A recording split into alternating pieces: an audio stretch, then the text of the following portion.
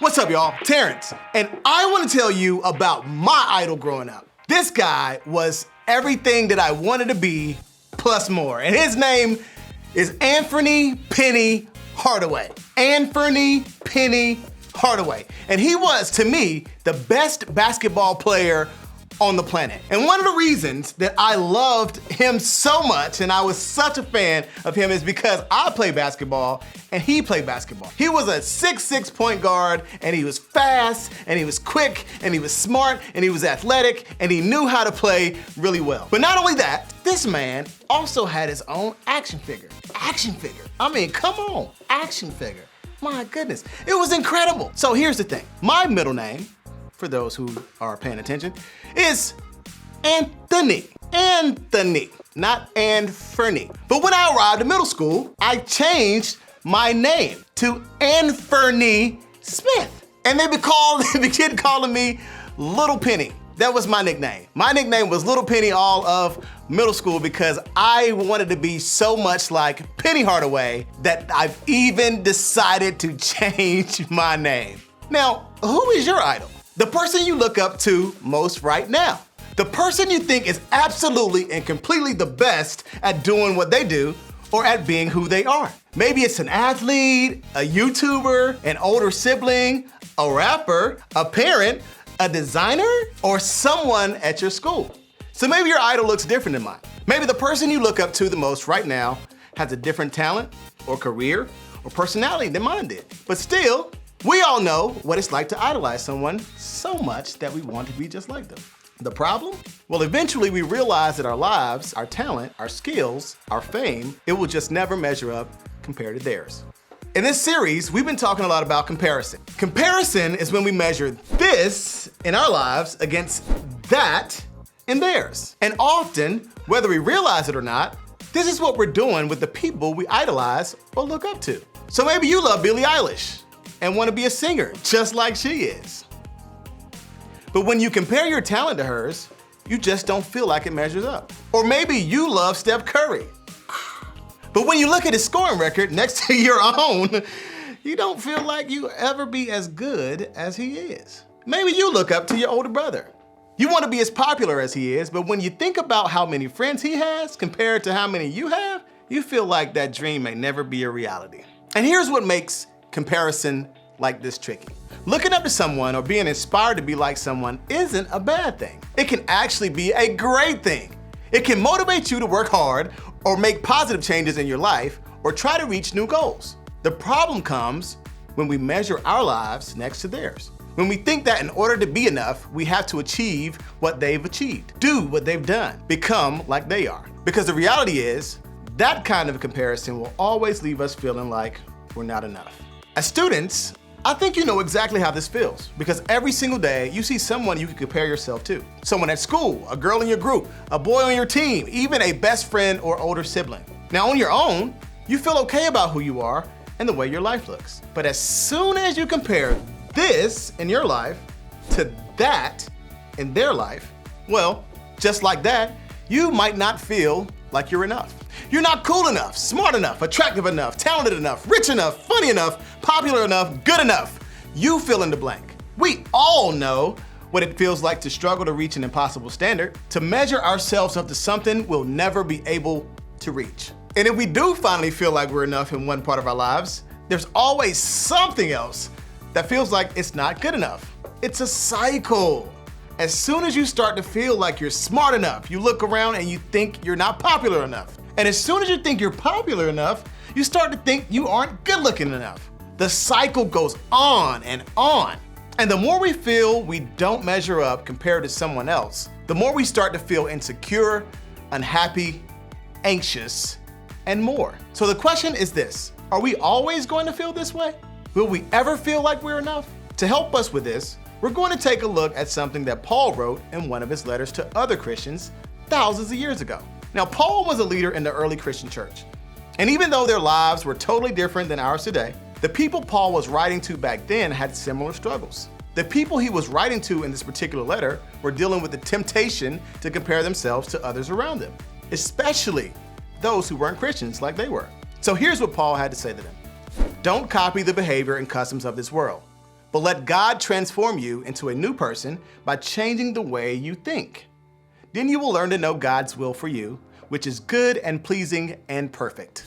Paul told them right away not to copy the people around him, not to try to be the same as the people they were comparing themselves to, for better or for worse. Now, I don't know this for sure, but I have to think that Paul probably knew this wouldn't be an easy thing to do. We all struggle with comparison. That's why I think he didn't stop there. He didn't just tell us to stop comparing or copying the world around us. He told us how to do it. By letting God transform the way that we think. When we choose to follow God, He changes us into a new person and gives us a new way of thinking. We start to understand what He says is true about us and how He sees us. So the old way of thinking is not the way He wants us to think or feel. As we let God transform us, we'll change the way we think and we'll learn the way God wants us to live. We'll see ourselves the way He sees us. Changing the way you think allows you to start living out God's plan for your life. It takes your eyes off someone else's life and focuses them firmly on what He has for you and who He has created you to be.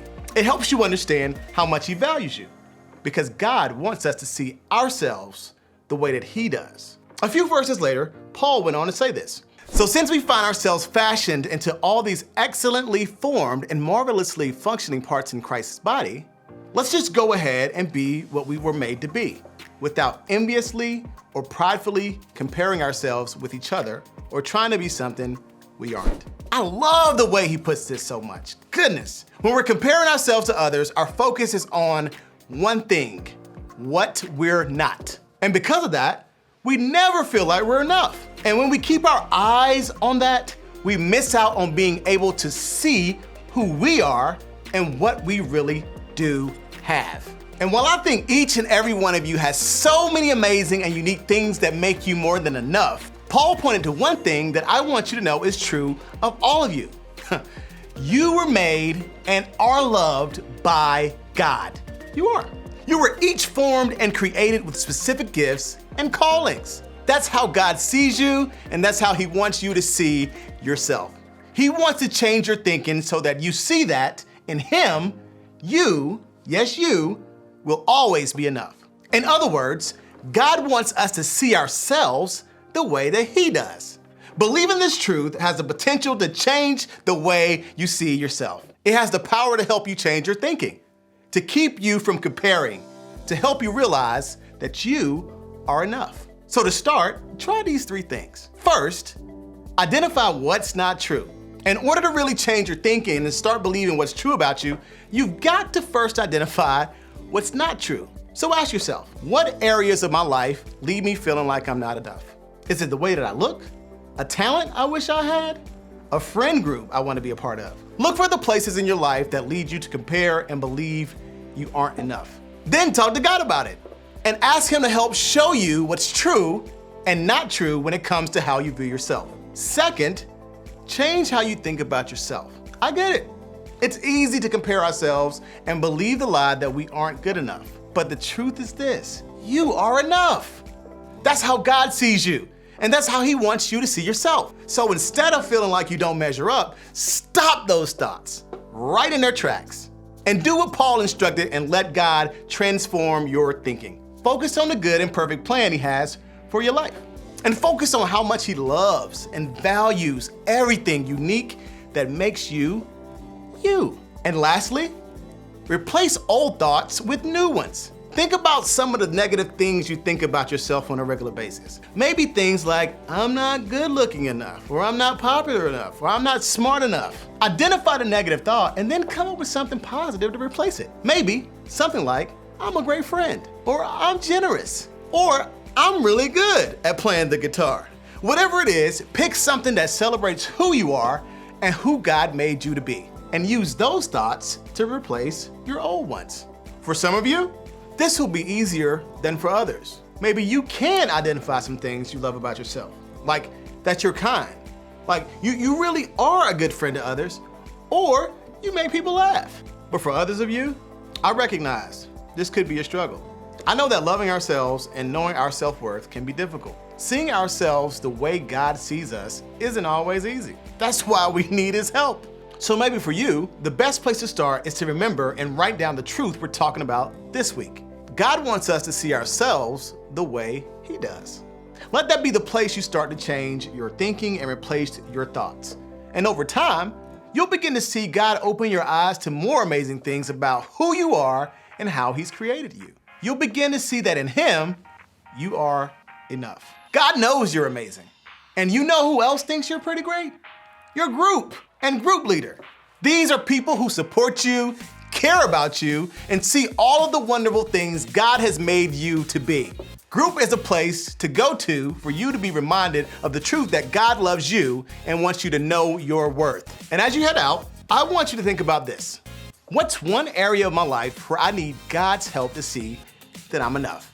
I hope you have a fantastic week, and we'll see you next time.